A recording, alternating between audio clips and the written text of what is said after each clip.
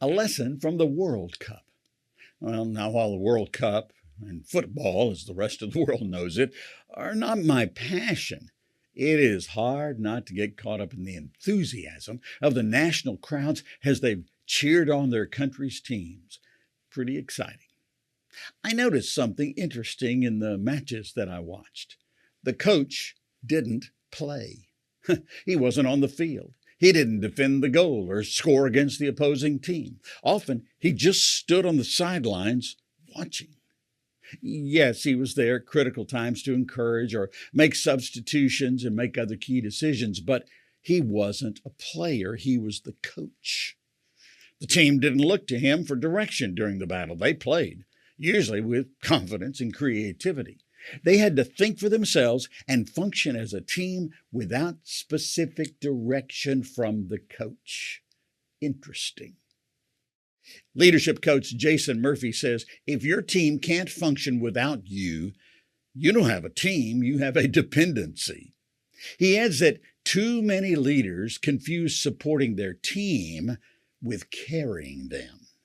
They jump into the fire every time, solve every problem, answer every question.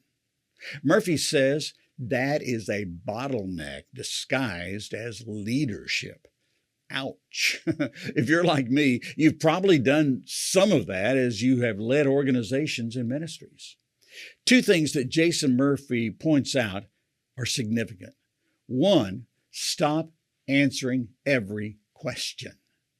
I remember reading a little book called The 1 Minute Manager. It's a classic. And I learned to move beyond answering every question to giving others the opportunity to make decisions, be creative, and learn to take ownership of their efforts. Number two is coach the outcome, not the style. Yes, there are times the style matters. You may have a ministry brand to support. You also have standards to uphold, but give latitude to creative ways to accomplish a task and celebrate that creativity.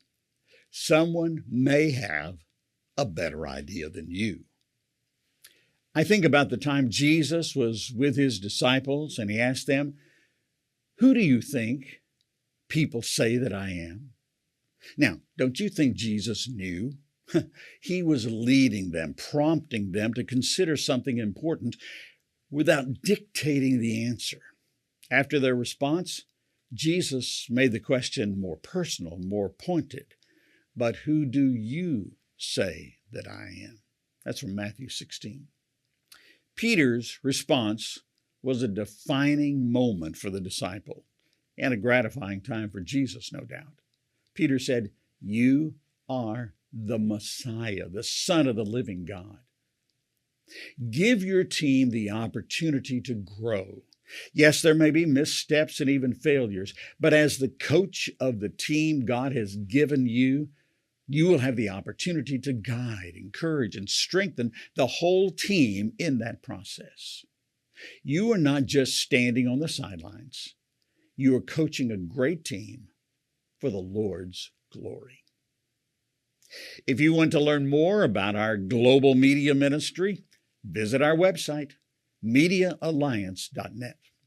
And you can help us spread the impact of these Monday Memos by liking, subscribing, and sharing this video.